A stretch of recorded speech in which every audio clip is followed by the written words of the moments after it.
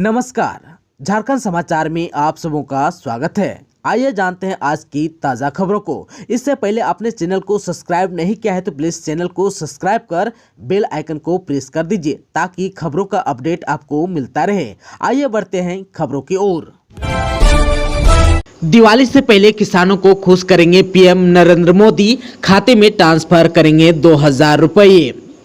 प्रधानमंत्री नरेंद्र मोदी दीपावली से पहले देश भर के किसानों को खुश करने जा रहे हैं। आप सबको बता दूं कि प्रधानमंत्री 17 अक्टूबर को किसानों के खाते में पीएम किसान सम्मान निधि योजना के पैसे ट्रांसफर करेंगे। आप सबको बता दूं कि पीएम किसान के तहत पंजीकृत किसानों के बैंक अकाउंट में 2000 रुपये की 12वीं किस्त आ जाएगी। कॉमन सर्विस सेंटर के आधिकारिक ट्विटर हैंडल से शुक्रवार को यह सूचना दी गई। आप सबको बता दूं कि भारत सरकार की संस्था ने ट्वीट किया है कि प्रधानमंत्री नरेंद्र मोदी 17 अक्टूबर 2022 को दिन में 11 बजे पीएम किसान की 12वीं किस्त जारी करेंगे।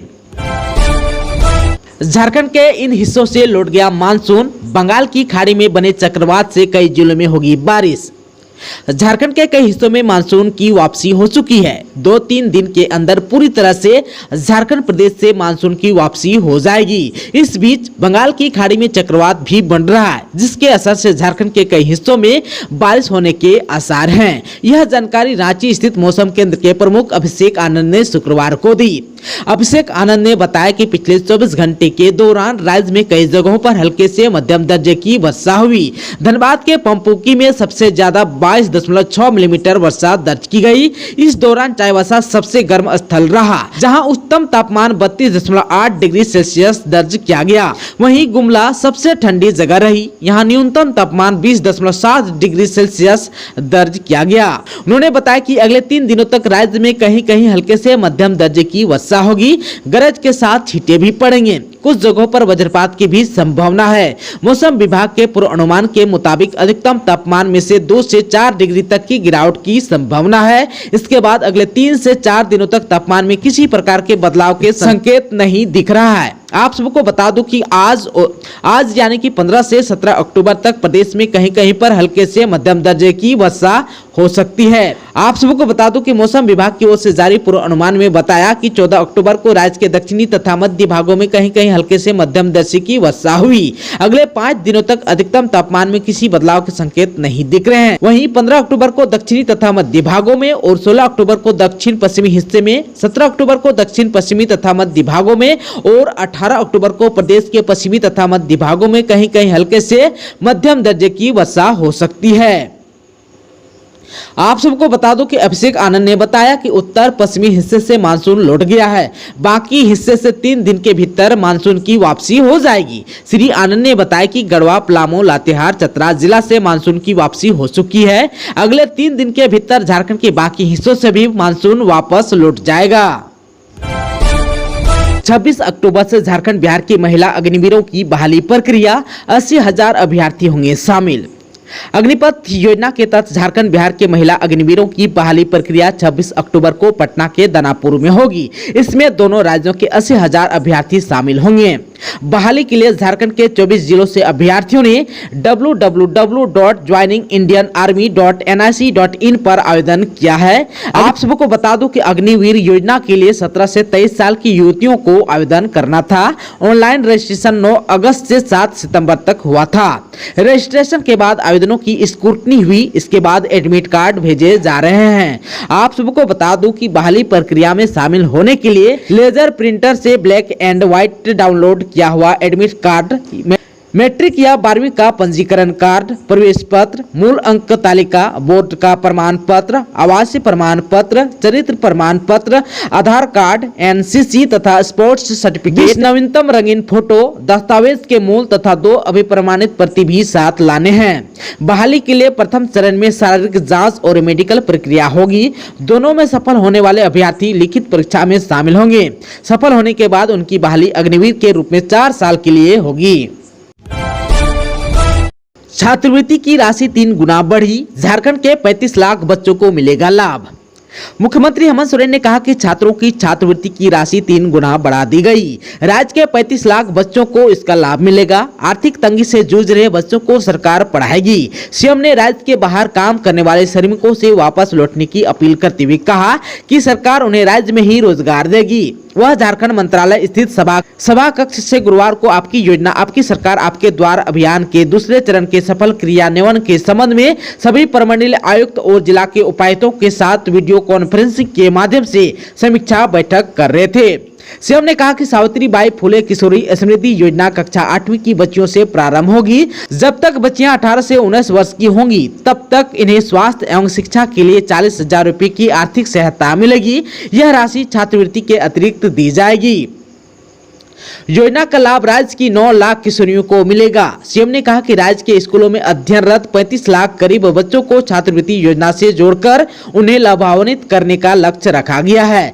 सर्वजन पेंशन योजना से एक वर्ष में 10 लाख को जोड़ा गया है। उन्होंने 5 लाख नए लोगों को एक माह में जोड़ने का निर्देश भी दिया है। सीएम ने कहा कि पदाधिकारी जब भी शिविर में जाएं, आम जनता के साथ जोहार शब्द का प्रयोग करें। सीएम ने कहा कि केसीसी के करीब 8 लाख आवेदन बैंकों में लंबित है। अभियान के दौरान उसे निष्पादित किया जाना है। उन्होंने कहा कि राज्य में सुखाड़ की स्थिति को देखते हुए प्रत्येक गांव में 5-5 योजनाएं अविलंब स्वीकृत करें।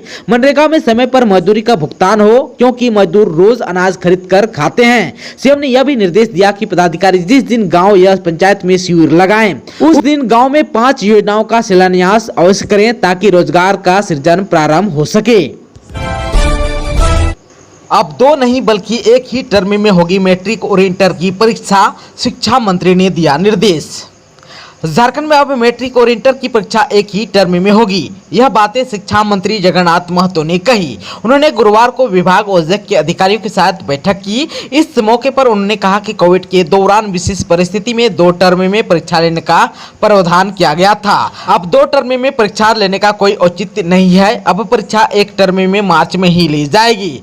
इस संबंध में अलग से दिशा निर्देश जारी किया जाएगा। आप सबको बता दूं कि मैट्रिक और इंटर की परीक्षा को लेकर फॉर्म जमा करने की प्रक्रिया चल रही है। बिना विलंब शुल्क के फॉर्म जमा करने की अंतिम तिथि 14 अक्टूबर है। इसके बाद विलंब शुल्क के साथ फॉर्म जमा लिया जाएगा। आप सबको बता दूं कि इससे पूर्व शिक्षा विभाग द्वारा मैट्रिक इंटर की परीक्षा 2 टर्म में लेने की घोषणा की गई थी।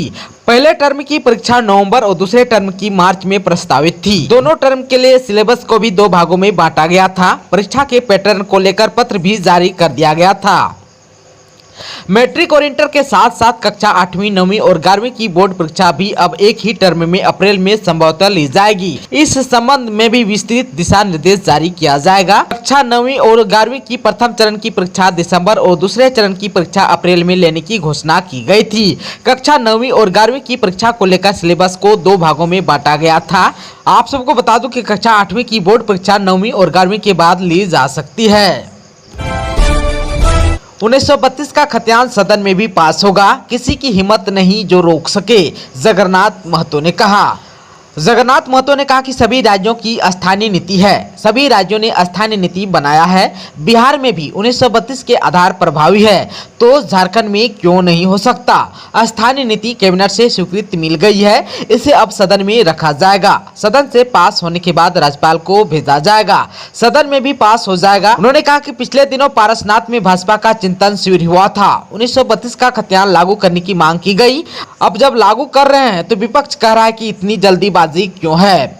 आप सबको बता दूं कि लोबिन हेम्ब्रम पार्टी के वरीय नेता है, उन्हें अपनी बात पर कायम रहना चाहिए। उन्होंने कहा था कि 1932 का खतियान लागू होने पर गुरुजी और मुख्यमंत्री का पैर धोकर पिएंगे। उन्होंने कहा कि कोई पुर्जा पर तो लिखकर 1932 का खतियान लागू नहीं किया जा रहा है। उन्होंने कहा कि इसकी प्रक्रिया पूरी की जा रही है। उन्होंने कहा कि कैबिनेट से पास होने के बाद अब सदन में भी जीतेंगे। किसी की हिम्मत नहीं कि इसे पास होने से रोक दे। सीएम हेमंत सोरेन ने 5 जिलों के लाभुकों के साथ किया संवाद। बोले, घर घर तक योजनाओं को पहुंचाना प्राथमिकता। झारखंड के मुख्यमंत्री हेमंत सोरेन ने आपकी योजना आपकी सरकार आपके द्वार अभियान के तहत राज्य के 5 जिले गुमला, गोड्डा, सरायकेला, खरसावां, गढ़वा तथा बोकारो में लगे शिविरों में पहुंचे लाभुकों से सीधा संवाद किया। वीडियो कॉन्फ्रेंसिंग के जरिए मुख्यमंत्री ने शिविर में पहुंचे लोगों से कहा कि हमारी सरकार सभी की अपेक्षाओं को पूरा करने का काम कर रही है। आपकी योजनाओं को लेकर आपकी सरकार आपके द्वार तक पहुँच रही है। पदाधिकारी गाँव-गाँव, घर-घर तक योजनाओं को प्रतिबद्धता के साथ लेकर जा रहे हैं। उन्होंने सभी लोगों से राज्य सरकार की भावी योजनाओं से जुड़ने की अपील की। आप सबको बता दूं कि सरायकेला खरसावां जिले में लगे शिविर में मंत्री चंपई सोरेन भी उपस्थित थे।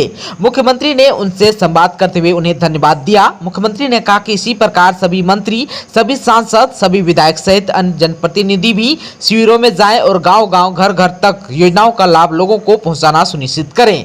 सरायकेला खरसावां जिले की लाभुक सोनाली बास्की ने मुख्यमंत्री से कहा कि उन्हें सावित्रीबाई फुले किशोरी स्मृति योजना का लाभ से जोड़ा गया। उनके पिता एक किसान है, खेती बाड़ी करके ही उनके परिवार का जीवन यापन होता है। योजना से जुड़कर सोनाली काफी खुश दिखी। वहीं गोड्डा जिला की लाभुक हेमंती मुर्मू एवं ज्योति कुमारी ने भी मुख्यमंत्री से सीधा संवाद किया तथा मुख्यमंत्री को योजनाओं का लाभ देने के लिए धन्यवाद दिया।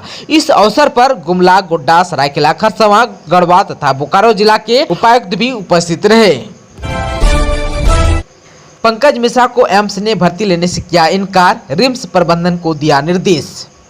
रिम्स के पेइंग वार्ड में भर्ती पंकज मिश्रा को एम्स ने भर्ती लेने से इनकार कर दिया। एम्स प्रबंधन ने कहा कि पंकज मिश्रा के पैंक्रियाटिस की जांच कराई जाए। रिम्स प्रबंधन ब्लड जांच सहित सभी प्रकार की जांच कर पूरी रिपोर्ट भेजे। एम्स में इसका आकलन कर बताया जाएगा कि आगे क्या करना है। अगर जांच रिपोर्ट गड़बड़ आती है और मरीज को तत्काल दिखाने की जरूरत हो तो ओपीडी में लाकर दिखाएं। ओपीडी में लाने से पहले जानकारी भी दें। इधर जो है 3 महीना से पंकज मिश्रा रिम्स के पेइंग वार्ड में भर्ती हैं। उनका क्रिटिकल केयर के साथ सर्जरी और मेडिसिन विभाग के डॉक्टर इलाज कर रहे हैं। दर्द कम करने की प्रतिबंधित दवा फोर्टिविन को बंद कर दूसरी हल्की दवा दी जा रही है। मनोचिकित्सक भी परामर्श दे रहे हैं। फिलहाल पंकज मिश्रा की तबीयत ठीक है, लेकिन रिम्स में पेट के इलाज और जांच की बेहतर सुविधा नहीं है। ऐसे में बोर्ड द्वारा एम्स रेफर कर दिया गया है। आप सबको बता दो कि ईडी की पूछताछ के दौरान पंकज मिश्रा की तबीयत बिगड़ गई थी, जिसके बाद उनको रिम्स में इलाज के लिए लाया गया है। पलामू पुलिस को मिली बड़ी सफलता, जेजेएमपी का कमांडर रविंद्र पासवान गिरफ्तार, पुलिस ने बनाई थी विशेष टीम। पलामू पुलिस को बड़ी सफलता हाथ लगी। गुरुवार को आधा दर्जन उग्रवादी घटना को अंजाम देने वाले जेजेएमपी के कमांडर रविंद्र पासवान उर्फ डीजीएम को पुलिस ने गिरफ्तार कर लिया। उग्रवादी डीजीएम की गिरफ्तारी हुसैनाबाद थाना क्षेत्र के पंचबा गांव के पास हुई। पुलिस को जानकारी मिला था कि रविंद्र पासवान उर्फ डीजीएम अपने गांव हैदरनगर के बनाहे से हुसैनाबाद की तरफ निकला है। इस जानकारी के आधार पर पुलिस ने जाल बिछाया और उसे गिरफ्तार कर लिया। रविंद्र के गिरफ्तारी के लिए विशेष टीम का गठन किया गया था। हुसैनाबाद थाना के पदाधिकारी, सशस्त्र बल एवं एसएसबी के पदाधिकारी और सशस्त्र बल को भी इस टीम में शामिल किया गया। रविंद्र पासवान उर्फ डीजीएम पर हुसैनाबाद और हैदरनगर थाना में आधा दर्जन आपराधिक और आर्म्स एक्ट के मामले दर्ज हैं। झारखंड के शिक्षा मंत्री जगन्नाथ महतो का केंद्र परिवार, पूछा किस गजट से कुर्मी को एसटी से बाहर किया। शिक्षा मंत्री जगन्नाथ महतो ने कुर्मियों को अनुसूचित जनजाति में शामिल किए जाने की मांग पर चल रहे आंदोलन पर बड़ा बयान दिया। उन्होंने इस मुद्दे पर केंद्र सरकार पर जबरदस्त हमला बोला। पूछा कि कुर्मियों को किस गजट के जरिए एसटी से बाहर निकाला गया, केंद्र सरकार इसका जवाब दे।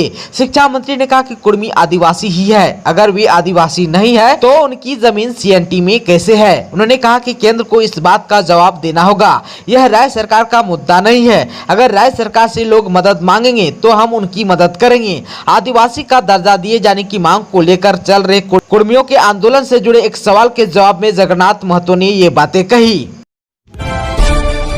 दोस्तों, अभी तक आपने चैनल को सब्सक्राइब नहीं किया है तो प्लीज चैनल को सब्सक्राइब कर बेल आइकन को प्रेस कर दीजिए ताकि खबरों का अपडेट आपको मिलता रहे। इसके साथ ही आज की खबरों में बस इतना ही। हमें दीजिए इजाजत। नमस्कार।